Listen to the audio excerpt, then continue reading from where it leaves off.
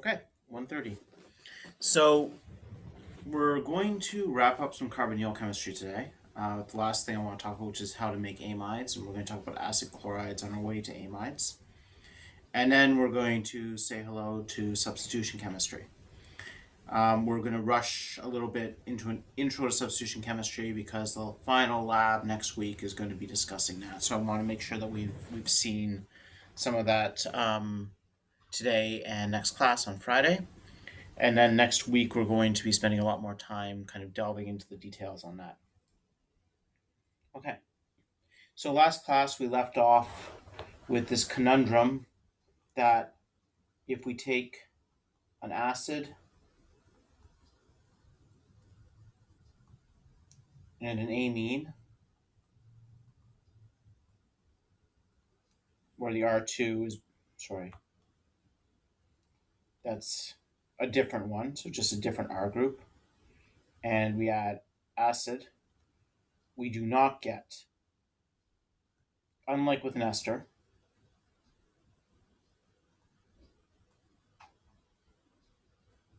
we do not get this because what happens is instead the acid reacts with the amine, giving us an ion pair, which is non-reactive.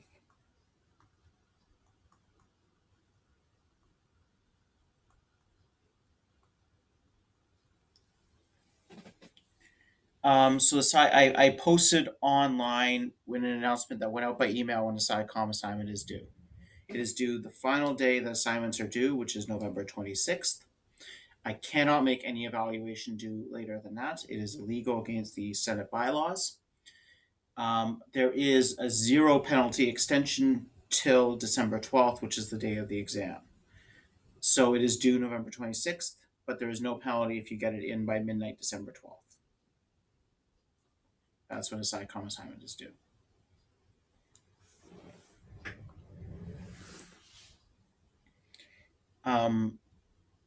Hopefully that answers your question, Ashley. Now, so the with this, one way around this problem is we can make it via the ester. So let's say we make an ester, which we just showed how to do earlier.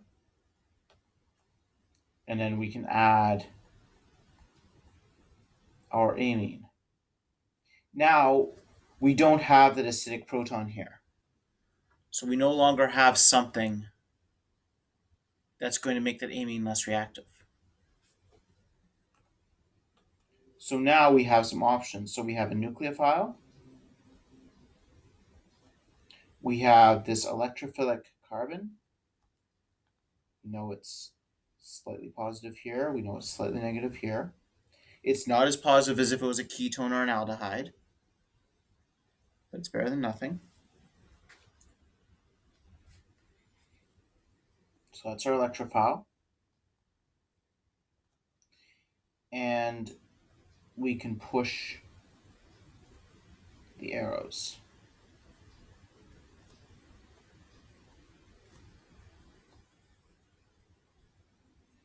Just got my flu shot. My left arm is really uncomfortable.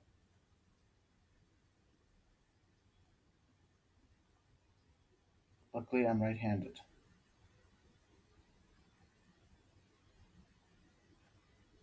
Because if I was left-handed and writing with my right hand, that would explain my poor handwriting, but unfortunately, nothing explains my poor handwriting.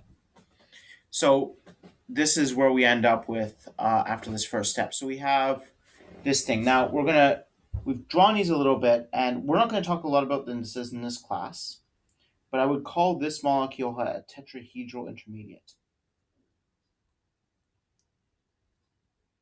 So it's an intermediate because it's a real molecule. And again, we're going to come back to intermediates and transition states next week. But this is a valid Lewis structure. Then it's due November 30th. I will make sure that Blackboard will accept it until December 12th. But the due date, as far as the syllabus is concerned, is November 26th because I cannot have anything due later than that. But there's no penalty, and it's fully, you get full grades if you get it till, no, the SciComm's not optional. It's 5% of your grade. But you can do a very quick infographic or something.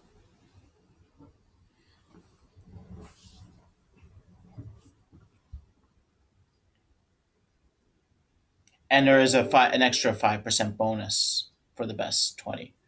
So theoretically, if you score 100% in the course and you have one of the best SciComms, you can get 105%.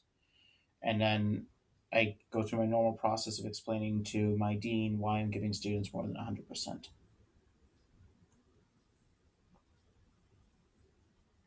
So we have this, these tetrahedral intermediates are not particularly stable. Because again, we're talking a lot about how carbon, when it makes one bond to single, when it makes multiple bonds to oxygen, it wants to make multiple double bonds. It doesn't want to make multiple single bonds. I think we got into an off-topic discussion a few lectures ago about what if you have three single bonds in oxygen. We call those orthoesters. This is an orthoamide. These things do not exist because they fall apart immediately. Now, it's going to fall apart immediately, but what we're going to do first is a proton transfer. And you know what? I'm going to be really anal, and I'm going to draw both of these arrows as equilibrium arrows because the most likely thing to happen from this tetrahedral intermediate is you got a positive charge, you got a negative charge. Let's just kick out the positive charge and go back to our starting materials. I'm going to pretend I didn't see that, Victoria. You're a good person. I know you're a good person. Yeah, she knows, Nulia. Don't feed the trolls.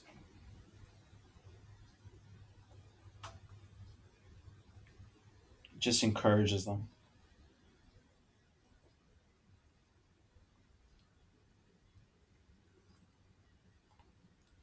So we move the charges around. And again, this is not intramolecular. This is intermolecular. Another molecule will help come and um, mediate this process. Yeah. Um, if it was PT is a capital P, that is possible, and that's why I'm going to try and keep these small p, big T. You can write the other way I can write this is plus minus H plus. So I might use that notation as well. You add an H plus, you subtract an H plus. In this case, your solvent for this mixture could be something like, what would I do this in? I'd probably do this in methanol, a solvent. And so methanol would be mediating these proton transfers. But we've got this guy. Now when we're looking at how this thing wants to break down, and I don't switch slides accidentally, then what we have is suddenly N minus is not a particularly good thing to have leave. We can lose an O minus instead.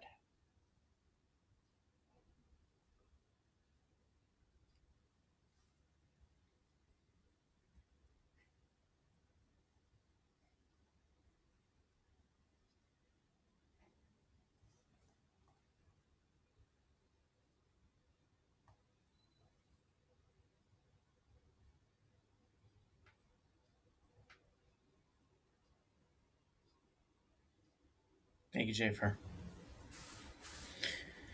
So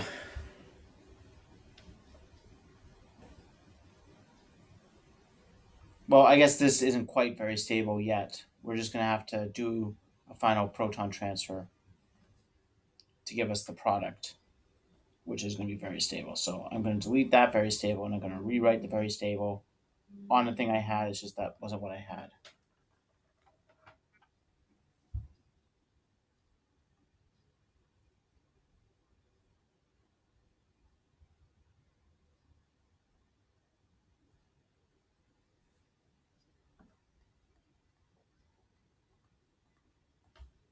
Okay, now that's very stable. And it's very stable because that amide bond is a lot more stable than ester. Um, the nitrogen carbon bond is a lot stronger than the oxygen carbon bond.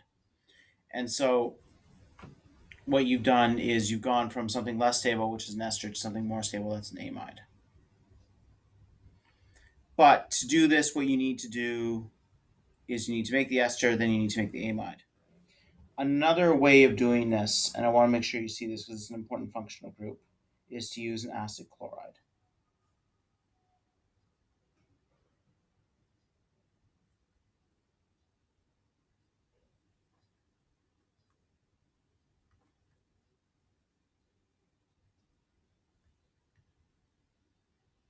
Yeah, amides are very stable. Amides are ridiculously stable. That's why our body uses them for peptides and proteins. They're just really stable linkage. There's a reason we don't. There are not very many esters in your body in biology, and that's because esters break down in water very quickly. They're they cleave very readily in water, whereas amides are kind of rocks, and the only way to really reliably cleave them is using enzymes. And biology cheats. So acid chlorides. What is an acid chloride? It's an acid that is a chloride.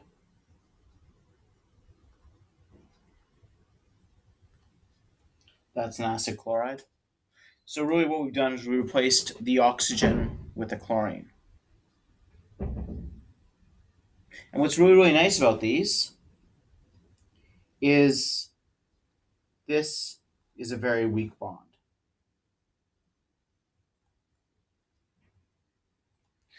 And so if we can go from a very weak bond to a very strong bond, that's a very favorable process. And so we can see exactly the same kind of chemistry we just saw with the amine for this guy. So again, if we have another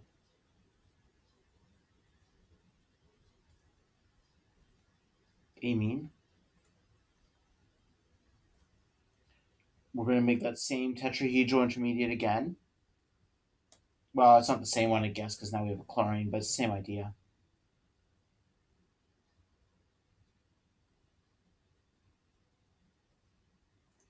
We don't actually even need to do the proton transfer immediately here because chlorine is just so stable.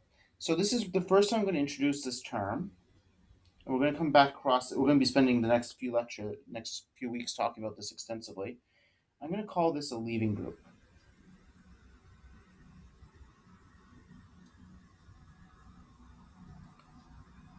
I'm calling it a leaving group because it is leaving.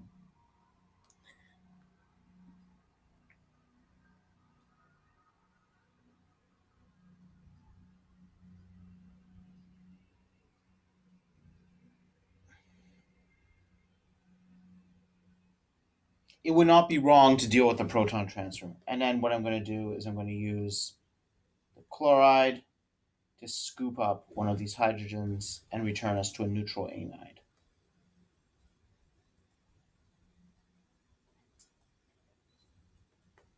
Plus some HCl. Now, there's one little problem with this, and that's that as the reaction proceeds, you're generating an HCl every time. And what that HCl, of course, is going to do is going to react with your starting material amine to make a salt, just like carboxylic acid did, except better because HCl is a much stronger acid. So when we do this chemistry, we need to find a way to sop up this extra HCl we're generating. So normally when we're doing this, we are doing this reaction in a non-protic solvent. We're going to talk about non-protic solvent, but that means a solvent that doesn't have any easily available hydrogens, so no alcohols. Really good solvent for this thing is something like THF, which I think we've seen. And we're going to add a base.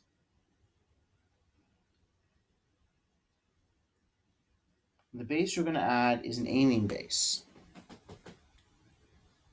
because the chloride's leaving. We're going to be talking a lot about chlorine leaving groups later, but the chlorine is leaving that system. Like it was there and now it's not there, so it's left. That's why it's a leaving group. And it's a leaving group because it's the easiest thing to kick out. It's very, very stable once it's left. And that's why it's a good leaving group. But we'll talk about good leaving groups soon. I promise. This is called, well, you can name it N N diisopropyl ethylamine.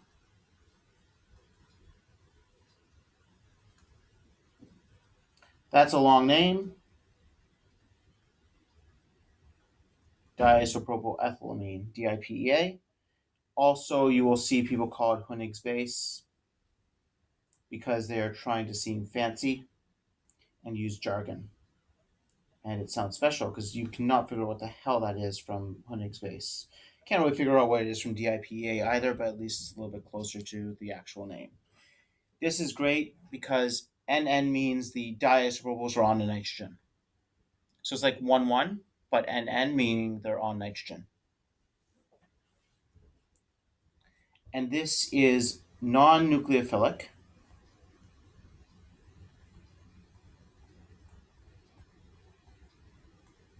Hindered base. Did not finish my... Okay, what's happening here? Maybe I'm pressing too hard.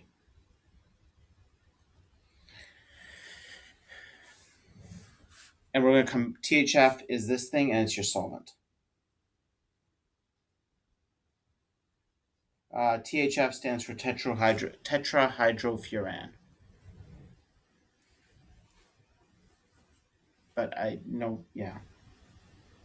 Because it's a furan with 4 hydrogens added, because furan is aromatic. And it really doesn't help explain it. But it's a solvent. It doesn't have... I could have written dichloromethane equally. It would almost be the same. You do have slightly different solubilities and things. So the whole point here is we've added a solvent and we've added a strong, lots of a base. Now this base is not going to compete. It's an amine, but it's a tertiary amine. And it's got those big sticky isopropyl groups. So if you actually build a model of it, I'll leave this as an exercise for home. If you build a model of it, you'll have a hard time seeing how it can bump into carbons because it's just, there's not a lot of space around that nitrogen. It's just kind of bulked up. And we're going to be talking a lot more about this and sort of justifying that with casual analogies. And all the analogies that come naturally to me are absolutely obscene or completely inappropriate for any kind of class. But it's how I think. And so I have to not use those analogies. So I have to find casual alternative analogies, which is always a little awkward because I'm trying to find something on the go. But I do have a good one for this one. We'll come back to that. So, but the diisopropyl ethylamine is just, it's an ethyl. So it's got 2 isopropyls and 1 ethyl. You can't actually get the 3rd isopropyl on there. It's too bulky. You can't actually get triisopropyl. I've always wanted to have it because it'd be awesome, but it's too bulky, and you can't actually make that molecule. Well, it's kind of cool. So we're right at the edge of what's possible around that nitrogen center. Anyways, what this thing is doing is once we make this HCl at the end, the diisopropyl ethylamine is scooping up that chlorine, that hydrogen, and making sure that we don't have a strong acid present, because HCl is a strong acid. And so this guy is going to scoop it up and make sure we don't generate any strong acid. And what that's going to do is that's going to make sure that our starting amine is available to react. So let's draw this out pretty like. And so what we've got, well, no, you know what? Before we draw it out pretty like, we're going to say, okay, well, that's great. But then to do that, you need to make an acid chloride. So how do you make an acid chloride? Well, you make an acid chloride from the acid. And we're going to take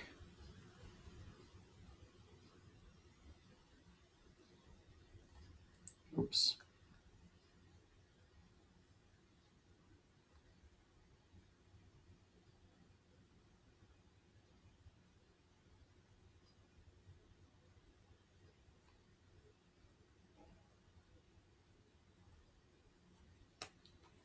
We're going to take thionyl chloride and catalytic DMF. And DMF is actually a solvent. Generally, it's a solvent. Almost always it's working as a solvent. Today, it's not going to be a solvent. And this is like one of the first times you're seeing it. And we're going to make an acid chloride.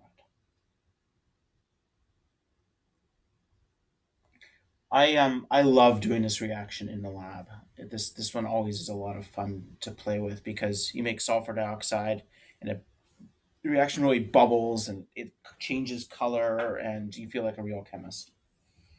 Because bubbling, changing color liquids is what chemistry is all about. So what's going on here? First of all, what does this look like? It's not obvious, and it's because sulfur's a stupid atom. It looks like that.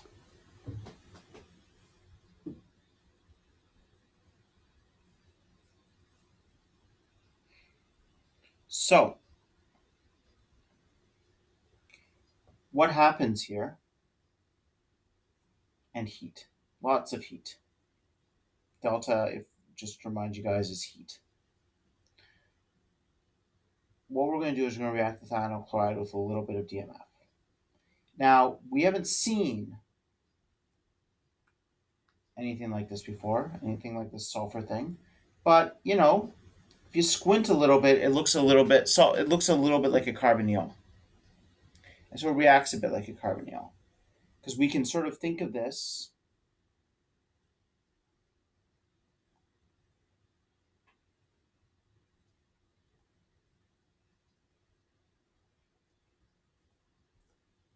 and that's because you have great resonance to the sulfur from the chlorine. It's not because the oxygen chlorine sulfur bond is particularly polarized towards oxygen. It is because oxygen is more electronegative than sulfur, but but sulfur plus is bad news. But the reason it can be stabilized is because you have resonance donation in from the chlorines over here, so you can stabilize a partial positive charge in that sulfur. Similarly, DMF has a good resonance structure. All amides have this resonance structure. DMF has it extra because it's a form amide. There's just a hydrogen here, which really does help.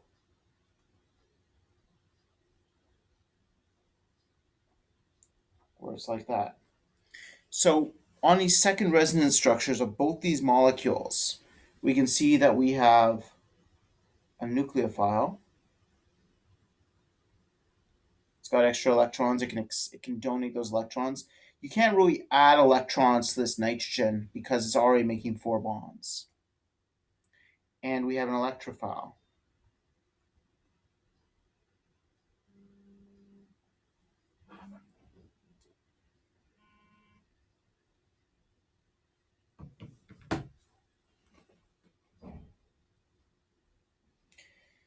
So, nucleophile, electrophile, let's react those together.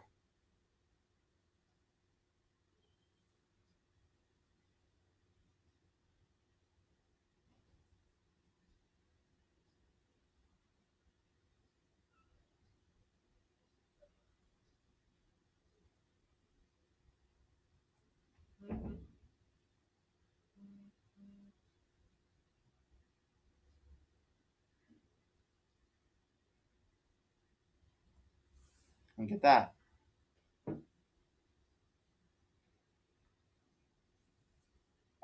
Well, looking at that,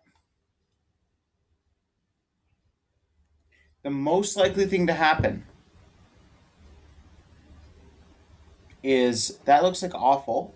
So let's go back to where we were. That's the most likely thing to happen is the oxygen puts its electrons back in, regenerates the oxygen sulfur double bond, breaks this sulfur oxygen bond, and we remake DMF. Then we're back to where we were, and we haven't gone anywhere. So let's try something else. Again, chlorine, good leaving group. This one's actually also in equilibrium. Everything's in equilibrium.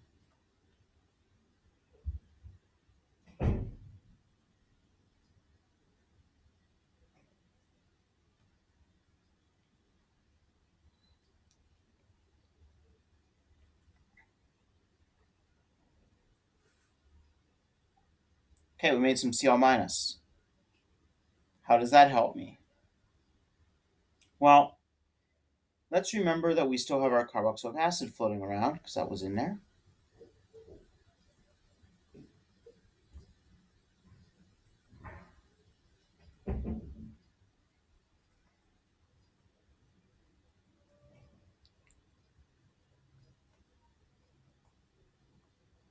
Now it's definitely in equilibrium, and the equilibrium definitely lies towards the starting materials, not towards the products.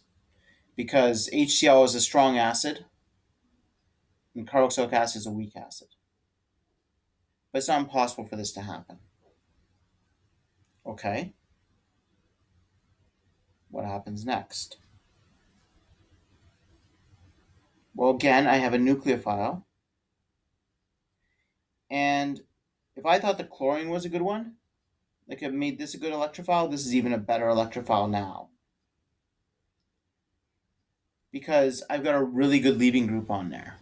The chlorine was a leaving group, but it generated Cl minus. And Cl minus is stable. If it wasn't stable, we wouldn't have salt, right? Sodium chloride. But it's not ridiculously stable.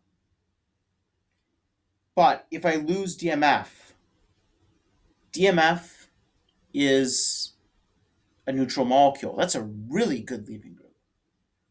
Like it does not want to be on there. It does not want to be associated with this whole thing. It wants to be free. So what we're going to do is we're going to attack the sulfur with this.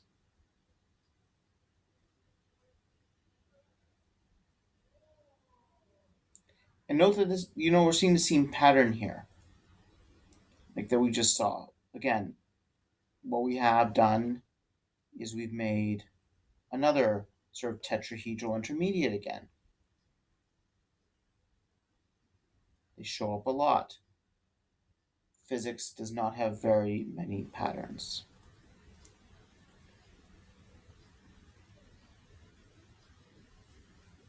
That's unstable.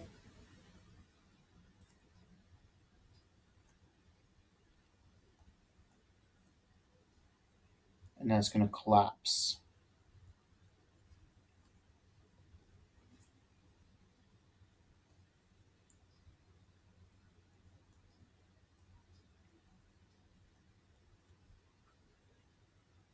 And we've regenerated DMF as it should be.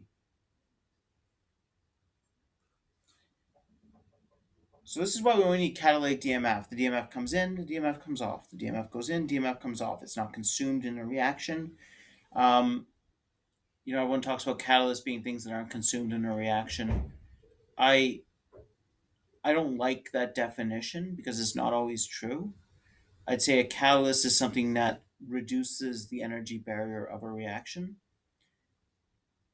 and turns over. Like it can do it at least twice. It might not do more than that. And so I'm very nervous about people who say catalysts don't get consumed in a reaction. They kind of can be. But what they do is they lower the energy barrier of a reaction. That is always true. And here it wasn't consumed, it did get released. Okay, I'm going to start a new page because we have run out of space. And I'm just not going to ask Cortana for help.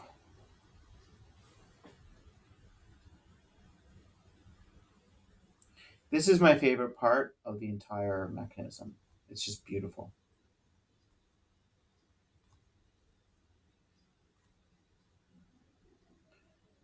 We still have that chloride that we had released previously. Now, up to this point, every single step we've drawn is kind of in equilibrium. They can all go backwards. This is where we are not in equilibrium anymore.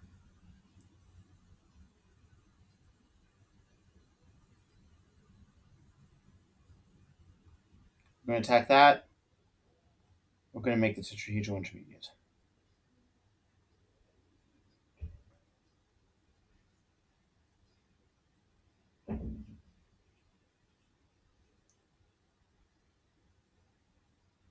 This step is still in equilibrium. We're teetering on the precipice, though, of an irreversible step. And that's what's going to happen right here.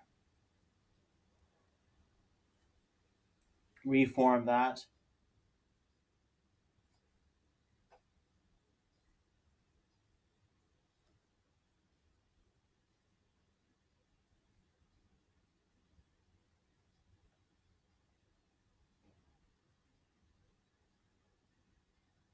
Wow, that is something is wrong with my pen. Or maybe it's my crappy Surface tablet that's messing up.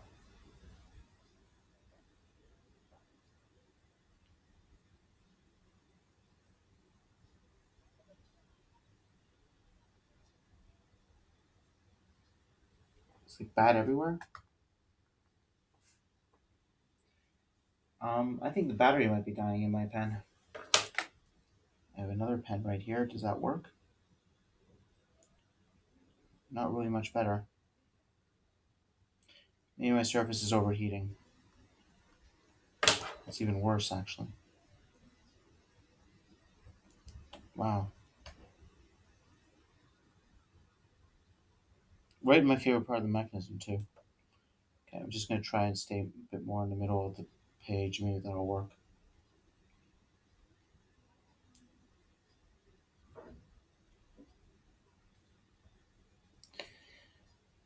So we've generated the sulfur dioxide. I'm never going to penalize you if you don't draw equilibriums, unless like where I'm really highlighting the equilibrium. I think anywhere here I'm not.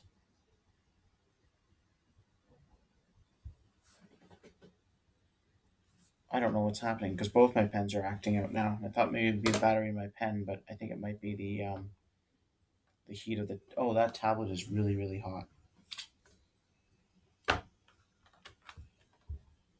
Okay, I put it up on an angle, so maybe that'll help. Um,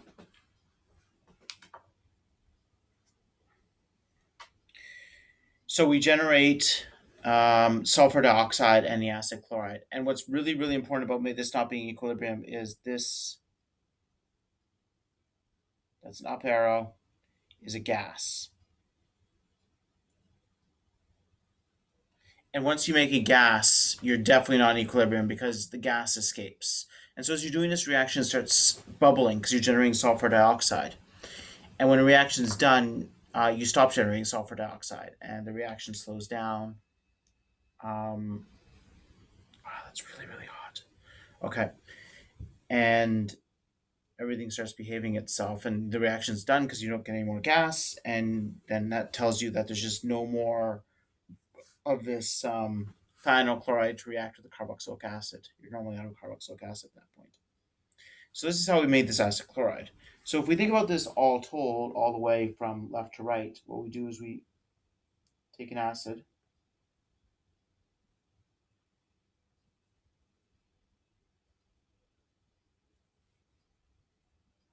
Yeah, exactly. It's such an exothermic reaction that just it's so hot that even the idea of you start heating this thing up actually a little bit with a oil bath, and then once the reaction starts going, it heats itself and becomes autocatalytic because it just gets faster and faster and faster because the reaction is so exothermic that it releases so much energy that it heats up the flask, which then makes the reaction go faster, which produces more energy, which heats up the flask until you have a happily boiling away liquid in there. Um, if you do this on a really big scale, you get explosions because that's what explosions are uncontrolled exothermic reactions, which make gas. If you do this in a sealed container, the sulfur dioxide blows up.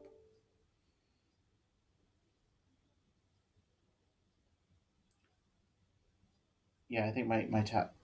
I don't know if it's getting any better. I think my tablet's starting to cool down a bit.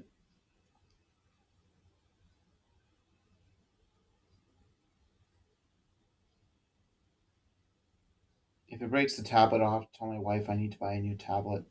She'll have to excuse it because, you know, it's for science. That excuse has not worked for very many things.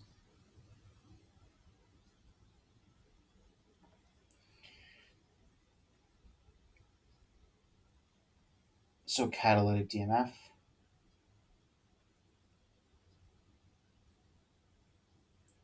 That does not look like cat. It looks like caught.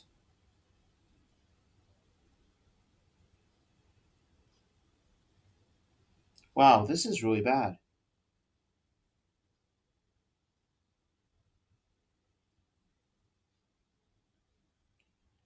Um, try my best. I might have to go over and clean this up before I release these to online. That should be a chloride. So dotted. Um, and then we're going to take that. We're going to treat that with an amine.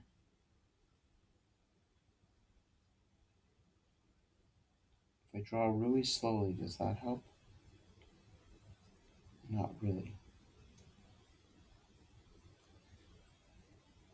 This is the overall thing. So this is making the acid chloride, and then taking the acid chloride and making the amide.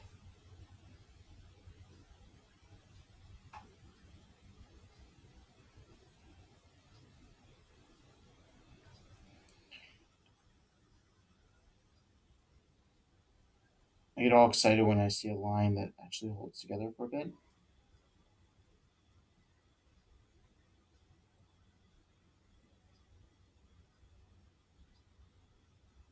I think like all the sensors on this screen are fucked.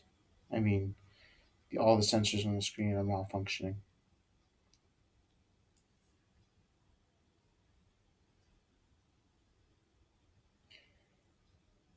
You know what? I think what I'm going to do is I'm going to continue this lecture not live later. Um, I'll stick on the extra 20. Yeah, it does. I will finish this lecture off and I will splice the two videos together and I'll post it later. We're almost done. So what I'm going to do is finish off this. Oh, you know what? I'll finish it and we'll just talk about substitution next class. I'll just finish this. Well, I'll struggle through and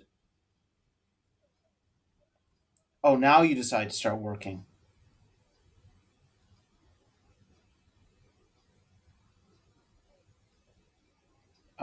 Okay, well, not really working. Thinking about the concept of possibly working.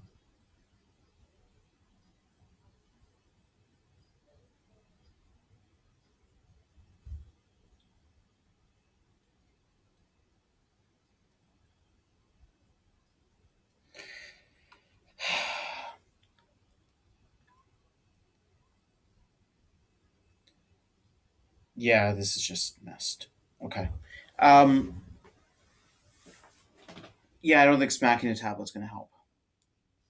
Smacking things doesn't normally solve problems. So all this being said, what we did is we took an acid, we took an acid out, and took thionyl chloride. We used catalytic DMF to make the acid chloride that we spent time talking about, and then we can take that and we can use the thing that we showed at the beginning.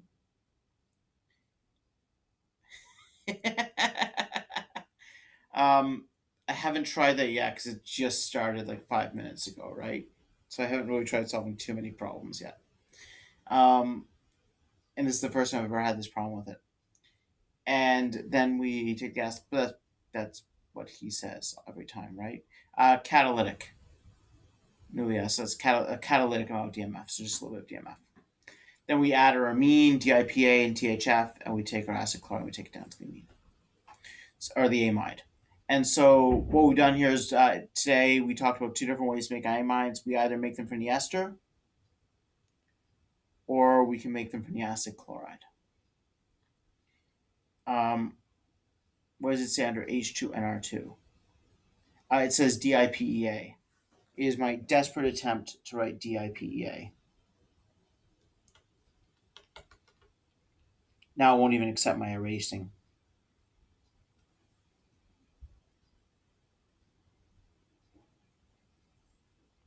That's not going to be any better, is it? I give up. I'm done. Okay, I will see you guys on Friday. Okay. There's some questions here, which is probably good usage for things. Um, I think there's gonna be a lot. So Jennifer asked, "How are the exam questions gonna look like if you won't have a regurgitating mess mechanisms because you know it's open book.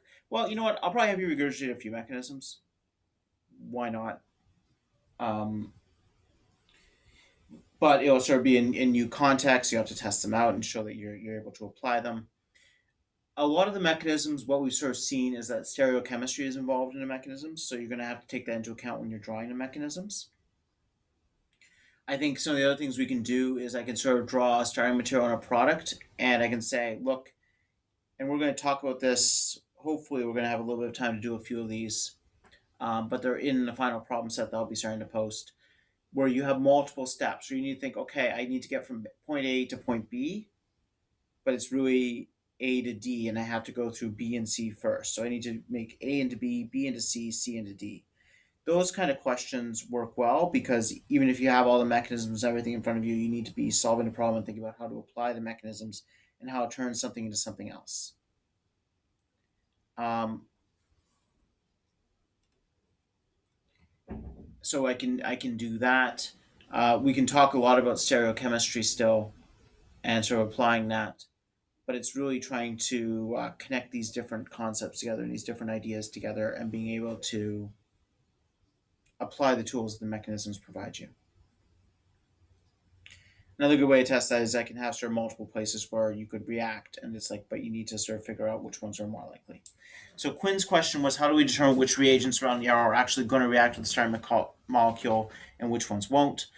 Generally, things above the arrow are the reagents, and normally you react with them first. You need to keep your eye on the stuff below the arrow because it can help you.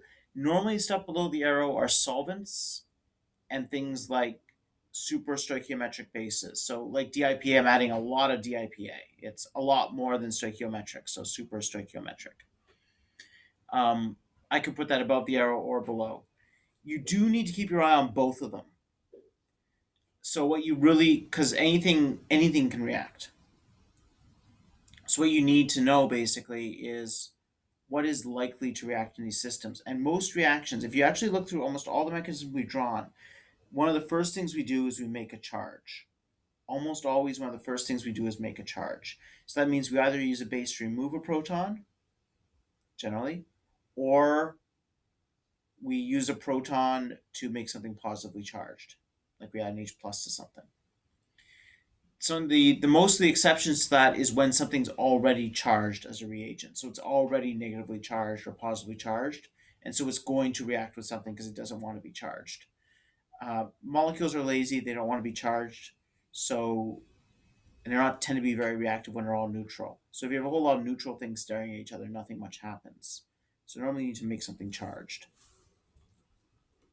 I know I didn't quite answer your question. Yeah, HCl is also made in small amounts on the top one. We don't care. All I care about is the organic molecule. Good luck fixing a tablet. Thanks, Zach. Yes, everything's horrifying, Nicole. Um, Ashley, I'm trying to. So Ashley sent me a private message, which she's saying, "Can you read the questions from chat out loud so that I answer?" And I'll try and do that. Otherwise, I'm not quite sure what I'm answering if you're not following along with the chat. And you're welcome, Jafer. Okay, so I'll leave it there, and I will see you guys on Friday. And I will wait for my tablet to cool down, and I will clean up all of this stuff. Um, I'm actually booked up all week, so I have next time I've got time for office hours is Monday. So if you so Mariam asked if I can hold office hours again this week. I do try and make it as flexible for you guys as possible by doing it Monday, Tuesday, Wednesday, from 9 to 10. I don't have any other time this week. Sorry, but please come by that. If you can't make that, let me know. I will be holding extra office hours leading into the final. Probably like big chunks of office hours for that.